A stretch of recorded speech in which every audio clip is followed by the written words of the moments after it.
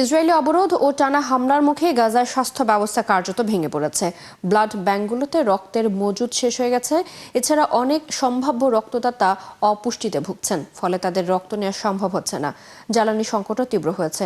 অব্যাহত রয়েছে ত্রাণ নিতে যাওয়া মানুষের মৃত্যু। সৃষ্টি ঘটকের প্রতিবেদন। গাজার আল শিফা, আল আকসা ও নাসের এই তিনটি হাসপাতাল বর্তমানে সীমিত আকারে চালু থাকলেও রক্তের সংকট প্রকট হয়ে উঠেছে। অনেক মানুষ স্বজনদের বাঁচাতে রক্ত দিতে চাইলেও চিকিৎসকেরা তাদের ফিরিয়ে দিচ্ছেন, কারণ অপুষ্টি ও পানিশূন্যতার কারণে তারা রক্তদানে অযোগ্য হয়ে পড়েছে। চিকিৎসকরা জানান, রক্ত দিতে যাওয়া বেশিরভাগ মানুষই অপুষ্টিতে ভুগছে। অনেক সময় রক্তদানের পরপরই তারা অজ্ঞান হয়ে পড়ছেন। এতে তাদের স্বাস্থ্য ঝুঁকি তো বাড়ছেই, সেই সঙ্গে ওই রক্ত ব্যাগটিও নষ্ট হচ্ছে। মার্চ মাস থেকে এ পর্যন্ত 100 জনের বেশি চিকিৎসক ও সার্জনকে গাজায় প্রবেশ করতে দেয়া হয়নি। এর ফলে জটিল রোগীদের চিকিৎসা আরও অনিশ্চিত হয়ে পড়েছে। এরই মধ্যে বিশ্ব স্বাস্থ্য সংস্থা জানিয়েছে, গাজায় এখনও 14,800 রোগীর জরুরি চিকিৎসা প্রয়োজন। এদিকে ইসরায়েলের বোমা ও ট্যাঙ্ক হামলায় গাজার নিজস্ব খাদ্য উৎপাদন ব্যবস্থা প্রায় ধ্বংস হয়ে গেছে। জাতিসংঘের খাদ্য ও কৃষি সংস্থা এবং UN স্যাটেলাইট সেন্টারের এক যৌথ প্রতিবেদনে বলা হয়েছে, গাজার মাত্র 8.6% চাষযোগ্য জমি এখন প্রবেশযোগ্য। এর মধ্যে মাত্র 1.5% জমি এখনো ক্ষতিগ্রস্ত হয়নি। জাতিসংঘ জানিয়েছে, গাজার জ্বালানি সংকট ভয়াবহ আকার ধারণ করেছে। গত 2 দিনে কেরেম আবু সালেম সীমান্ত দিয়ে মাত্র 3 লাখ লিটার জ্বালানি প্রবেশ করতে পেরেছে। এটি প্রয়োজনের তুলনায় নগণ্য। এর ফলে 100-র বেশি নবজাতকের জীবন হুমকির মুখে পড়েছে। এরই মধ্যে গাজায় দুর্ভিক্ষ ও অবরোধের প্রতিবাদে শুক্রবার থেকে রবিবার পর্যন্ত বিশ্বব্যাপী বিক্ষোভ কর্মসূচির ডাক দিয়েছে হামাস। সংগঠনটি এক বিবৃতিতে বলেছে, শহর, রাজধানী ও জনসমাগম স্থলে, বিশেষ করে যুক্তরাষ্ট্র ও দখলদারদের দূতাবাসগুলোর সামনে প্রতিবাদ জোরদার করতে হবে। এছাড়া গাজায় দখলদার বাহিনীর সামরিক তৎপরতা আরও বাড়ানোর পরিকল্পনা করছে ইসরায়েল। এমন আশঙ্কায় গভীর উদ্বেগ জানিয়েছে জাতিসংঘ। ইসরায়েলি প্রধানমন্ত্রী বেনিয়ামিন নেতানিয়াহু গাজাকে পুরোপুরি দখলের পরিকল্পনা নিয়ে নতুন ঘোষণা দিতে পারে বলে ধারণা করা হচ্ছে। সৃষ্টি ঘটক, ৭১।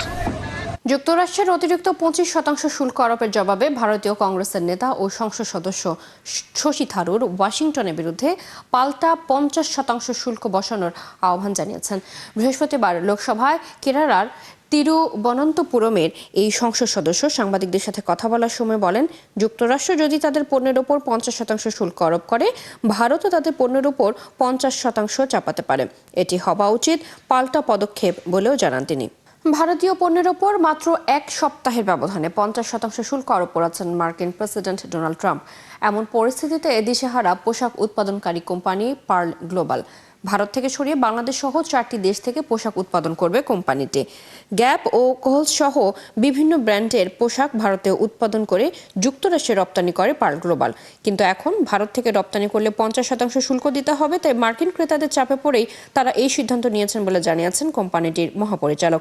তিনি জানান, মার্কিন ক্রেতাদের তারা প্রস্তাব দিয়েছেন, ভারতে যেসব পোশাক উৎপাদন হতো সেগুলো এখন বাংলাদেশ, ইন্দোনেশিয়া, ভিয়েতনাম এবং গুয়েতেমালার 17টি কারখানায় নিয়ে যাওয়া হবে।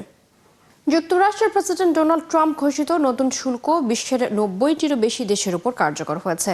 বৃহস্পতিবার স্থানীয় সময় বিকেল থেকে এই শুল্ক কার্যকর হয়।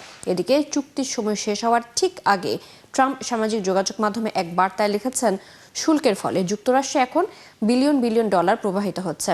আরও জানাচ্ছেন ঋতু সাহা।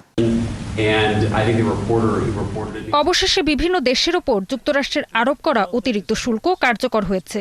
নতুন এই পদক্ষেপের মধ্যে দিয়ে ট্রাম্পের বাণিজ্য যুদ্ধ আরও তীব্র হয়েছে। এরই মধ্যে বৃহস্পতিবার সামাজিক মাধ্যম ট্রুথ সোশ্যালে এক বার্তায় ট্রাম্প লিখেছেন, এখন মধ্যরাত, বিলিয়ন বিলিয়ন ডলারের শুল্ক ঢুকছে যুক্তরাষ্ট্রে। এদিকে যুক্তরাষ্ট্রের অর্থমন্ত্রী স্কট বেসেন্ট বলেছেন, নতুন আরোপ করা শুল্ক থেকে বার্ষিক রাজস্ব 300 বিলিয়ন ডলার ছাড়াতে পারে।